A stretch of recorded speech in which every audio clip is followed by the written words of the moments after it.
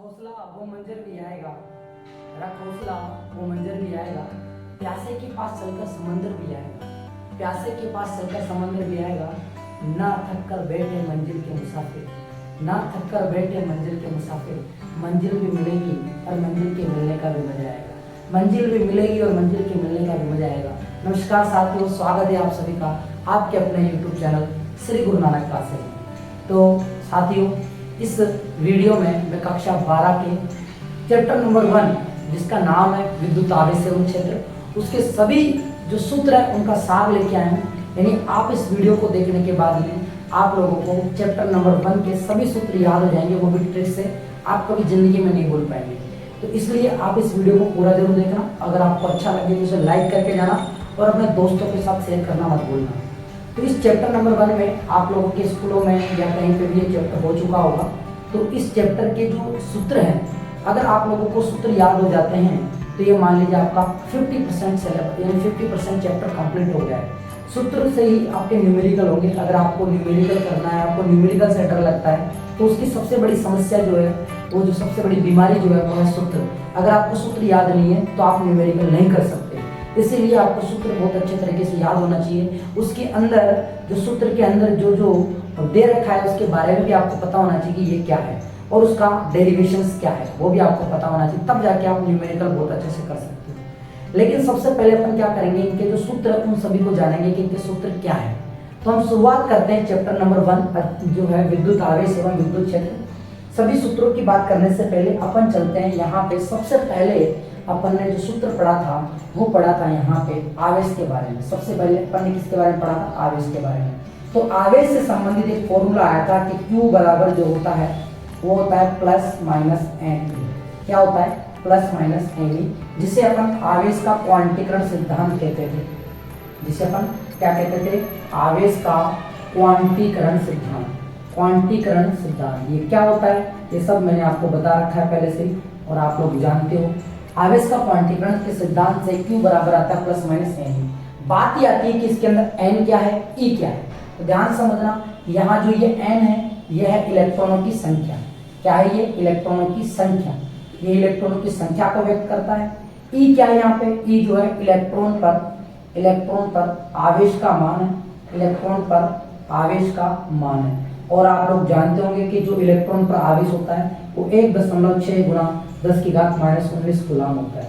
तो पहला सूत्र आप लोगों को यह याद होना चाहिए। इस सूत्र की सहायता से आप एक दो न्यूमेरिकल जो बनते हैं आप बहुत आसानी से कर सकते हैं। इसके बाद में हमने ये जाना कूलम बल का सूत्र। क्या जाना हमने? कूलम बल का सूत्र। और कूलम बल का जो सूत्र होता है वो होता है F बराबर K Q1 Q2 बटा R²। ये जो है ये कूलम बल का सूत्र है। F बराबर K Q1 Q2 बटा R²। अब यहाँ पे ये K क्या है, यहाँ पे K क्या है? यहाँ पे K एक समानुपातिक स्थिरांक है। यहाँ पे K एक समानुपातिक स्थिरांक है। समानुपातिक स्थिरांक है। और इस स्थिरांक का मान भी हमें याद होना चाहिए। इस स्थिरांक का मान क्या है? तो इस स्थिरांक का मान आता है 9 गुणा 10 की घात 9। और इसका मात्रक आएगा न्यूटन मीटर स्क्वायर बटा कूलम स्क्वायर। इसके ट्रिक मैंने बता रखी है बच्चों को, नमो स्क्वायर बटा कूलम स्क्वायर। नमो स्क्वायर बटा कूलम स्क्वायर। चलते हैं, ये Q1 Q2 क्या है? ये Q1 Q2 क्या है? आवेश है। और ये क्या है? दोनों आवेशों के बीच की दूरी है। R क्या है यहाँ पे? दोनों आवेशों के बीच की दूरी है। ये हो गया आपका कूलम बल का सूत्र। इसके बाद में चलते हैं अपन तीसरे नंबर पे। तीसरे नंबर पे अपन ने पढ़ा था विद्युत क्षेत्र किससे कहते हैं, और गणितीय रूप में अपन विद्युत क्षेत्र को विद्युत क्षेत्र की तीव्रता के नाम से भी जानते हैं। तो उसका सूत्र क्या होता है? उसका सूत्र होता है E बराबर F बटा Q0। E बराबर F बटा Q0। E बराबर क्या होता है? F बटा Q0 होता है। यहाँ पे ये F क्या है? ये F जो है कूलम बल है।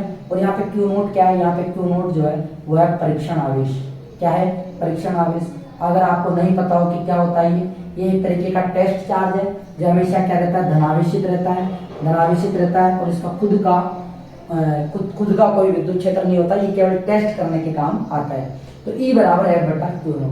अब हम E की दिशा में आगे बढ़ते हैं। E की कितने सूत्र हमारे पास इस चैप्टर में आए उसके बारे में अपन जानते हैं। E बराबर F बटा Q0 आता है और E बराबर आता है K Q बटा R²। ये क्या है? ये जो सूत्र आया है ये आया है बिंदुवत आवेश के कारण बिंदुवत आवेश के कारण विद्युत क्षेत्र की तीव्रता, बिंदुवत आवेश के कारण विद्युत क्षेत्र की तीव्रता का सूत्र आया है E बराबर KQ बटा R स्क्वायर।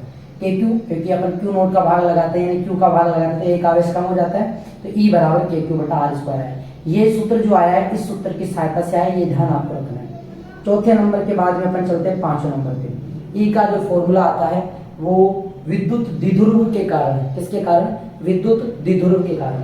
तो विद्युत द्विध्रुव का नाम आते ही अपन यहाँ पे विद्युत द्विध्रुव आघूर्ण की बात कर लेते हैं। तो विद्युत द्विध्रुव आघूर्ण को अपन स्मॉल p से या फिर कैपिटल P से भी लिखते हैं। तो विद्युत द्विध्रुव आघूर्ण का फॉर्मूला होता है P वेक्टर बराबर Q डॉट 2a।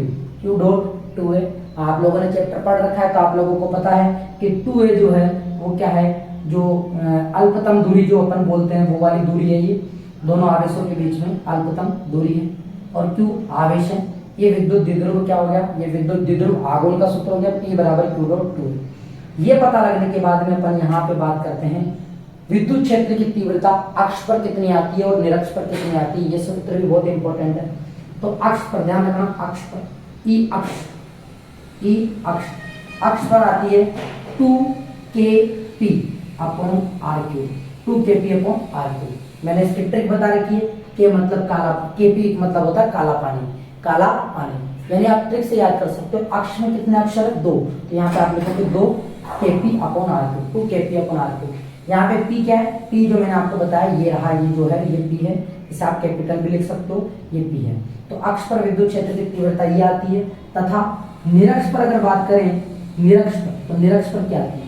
तो निरक्ष पर विद्युत क्षेत्र की तीव्रता नी मतलब नहीं मतलब यहाँ पे कोई अंक नहीं आने वाला, तो ये आएगा KP upon R3, KP upon R3। तो निरक्ष पर विद्युत क्षेत्र की तीव्रता का सूत्र आता है KP अपॉन R3 और अक्ष पर आता है 2kp अपॉन R3।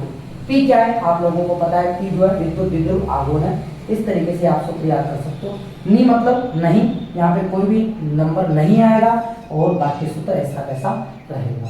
इनका अनुपात भी आप यहाँ से निकाल सकते हो, भाग लेके निकाल सकते हो। तो अपन अक्ष पर और निरक्ष पर विद्युत क्षेत्र की तीव्रता भी ध्यान ली। इसके बाद में अपन बढ़ते हैं आगे की तरफ। नेक्स्ट इसके बाद में 7वें नंबर पे अपन फॉर्मूला पढ़ते हैं। यहाँ अपन पढ़ते हैं कि जो अक्ष पे हो गया, निरक्ष पे हो गया, यहाँ पे अपन आवेश घनत्व की बात करते हैं। आवेश घनत्व, तो आवेश घनत्व जो होता है वो एक तो होता है यहाँ पे लैम्बडा, एक होता है यहाँ पे सिग्मा, एक होता है यहाँ पे रो। तो लैम्बडा बराबर जो आता है वो Q बटा L आता है, सिग्मा बराबर Q बटा A आता है और रो बराबर Q बटा V आता है।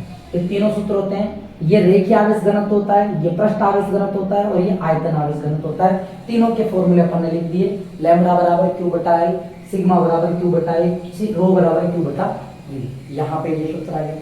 अब यहाँ अपन बात करते हैं विद्युत फ्लक्स की। विद्युत फ्लक्स की परिभाषा का क्या सूत्र आता है? तो विद्युत फ्लक्स को अपन व्यक्त करते हैं फाई E से, और फाई का जो फॉर्मूला होता है वो होता close integral E vector dot ds vector, E vector dot ds vector, E vector dot ds vector. तो यहाँ पे E क्या है? यहाँ पे E आपको पता है विद्युत क्षेत्र की तीव्रता है, विद्युत क्षेत्र की तीव्रता है। और ds क्या है? यहाँ पे क्षेत्रफल सदिश है। ds क्या है? यहाँ पे क्षेत्रफल सदिश है। यहाँ पर ds जो है वो क्षेत्रफल सदिश है और E यहाँ पर विद्युत क्षेत्र की तीव्रता है। ये तो आप जान ही चुके हो पहले से। ये सूत्र जो है विद्युत फ्लक्स की परिभाषा से सूत्र आया है। इसके अलावा 90वें नंबर पे अपन बात करते हैं विद्युत फ्लक्स की परिभाषा का सूत्र गाउस के नियम से। किसके नियम से? गाउस के नियम से विद्युत फ्लक्स की परिभाषा का सूत्र आता है सिग्मा Q बटा एप्सिलॉन नॉट। इन दोनों को अगर अपन एक साथ लिखते हैं तो उसे अपन गाउस का व्यापक नियम बोलते हैं।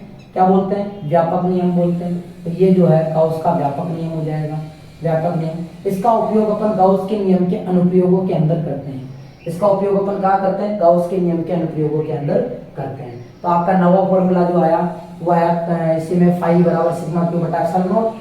8वें को और 9वें को बराबर करके लिखा तो ये फॉर्मूला आता है जिसे अपन गाउस का व्यापक नियम बोलते हैं। गाउस का व्यापक नियम, व्यापक नियम है, ठीक है। इसका उपयोग अपन गाउस के नियम के अनुप्रयोगों में करते हैं। अनुप्रयोग में देखिए सबसे पहला अनुप्रयोग जो अपन ने किया था वो अनंत रेखीय आवेशित तार के कारण विद्युत क्षेत्र की तीव्रता, और वो आती है E बराबर 2k lambda upon R, 2k lambda upon R। इसके अलावा ये तो आ गई अनंत रेखी। यहाँ पे लेमड़ा क्या है, क्योंकि लंबाई का तार है तो यहाँ पे लेमड़ा रेखीय आवेश घनत्व, रेखीय आवेश घनत्व, रेखीय आवेश घनत्व। और रेखीय आवेश घनत्व का सूत्र क्या है, Q/L। और यहाँ पे K क्या है, K यहाँ पे समानुपातिक स्थिरांक है, यहाँ पे K क्या है, समानुपातिक स्थिरांक है। और आप लोगों को ये भी पता होना चाहिए कि K को अपन 1/4 पाई एप्सिलॉन नॉट भी लिखते हैं। और यहाँ पे एप्सिलॉन नॉट क्या है, निर्वात की विद्युतशीलता है, निर्वात की विद्युतशीलता है। चलिए अब आगे बढ़ते हैं दूसरे नंबर 12वें नंबर पे, विद्युत क्षेत्र की तीव्रता किसी अचालक परत के कारण कितनी आती है। किसी अचालक परत के कारण जो आती है वो आती है सिग्मा अपॉन एप्सिलॉन नॉट। कितना आता है, सिग्मा अपॉन एप्सिलॉन नॉट आता है। यानी यहाँ पे अपन बात करते हैं किसी यहाँ कोई भी हमारे पास में जो परत है उसके कारण विद्युत क्षेत्र की तीव्रता, विद्युत क्षेत्र की तीव्रता, ये जो सूत्र है, ये जो सिग्मा अपॉन एप्सिलॉन नॉट है, यह है चालक परत के कारण। किसके कारण, चालक परत के कारण विद्युत क्षेत्र की तीव्रता। इसके अलावा अगर अपन बात करें अचालक परत के कारण कितना आता है, तो अचालक परत के कारण आता है सिग्मा अपॉन 2 एप्सिलॉन नॉट। कितना आता है, सिग्मा अपॉन 2 एप्सिलॉन नॉट आता है। E बराबर सिग्मा अपॉन 2 एप्सिलॉन नॉट जो है वो है अचालक परत के कारण विद्युत क्षेत्र की तीव्रता। किसके कारण, अचालक परत के कारण, अचालक परत के कारण विद्युत क्षेत्र की तीव्रता। इसी तरीके से अपन आगे जाके पढ़ेंगे समांतर प्लेट संधारित्र वगैरह, तो उनके बीच में विद्युत क्षेत्र की तीव्रता, तो अपन इसी का सूत्र का उपयोग करेंगे। तो इस तरीके से अपन ने लगभग जो फर्स्ट चैप्टर के अंदर इम्पोर्टेंट जो प्रश्न है, हम इम्पोर्टेंट जो सूत्र है वो सूत्र अपन ने यहाँ पे वीडियो के माध्यम से कवर कर लिया है। तो आप इसका स्क्रीनशॉट ले लें और अपनी कॉपी में नोट डाउन कर लें। एक साथ लिखा हुआ रहेगा तो एग्जाम के टाइम पे पढ़ने में दिक्कत नहीं आएगी, बहुत आसान हो जाएगा। अब ऐसे ही आपको और वीडियो अगर चाहिए, हर चैप्टर की महत्वपूर्ण सूत्रों का सार चाहिए, सभी सूत्रों का सार चाहिए, तो आप मुझे कमेंट बॉक्स में ज़रूर बताना। इस तरीके से और वीडियो देखने के लिए आप मेरे चैनल को लाइक शेयर एंड सब्सक्राइब करें।